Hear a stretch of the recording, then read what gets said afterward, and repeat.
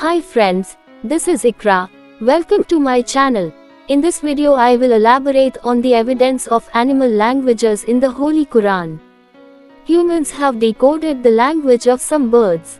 For centuries, Native Americans have relied on so-called bird language to learn the whereabouts of people and other animals that would otherwise remain invisible to the human eye.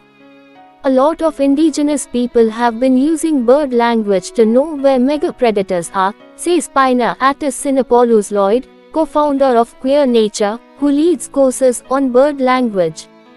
They are able to decipher how birds communicate and warn each other in the forest. Birds have their own languages. This was known recently, however this was portrayed in the Quran 1400 years before it was discovered. The Quran says in chapter 27 and verse 16, and Solomon succeeded David. He said, O people, we were taught the language of birds, and we were given from everything. This is indeed a real blessing. In this verse the Holy Quran says that King Solomon learned the language of birds. Moreover, at another occasion the Quran also says that all animals glorify Allah but we cannot comprehend their languages. Quran says in chapter 17 and verse 44, the seven heavens and the earth and everyone in them glorify Him, Allah, and there is nothing that doesn't glorify Him thankfully.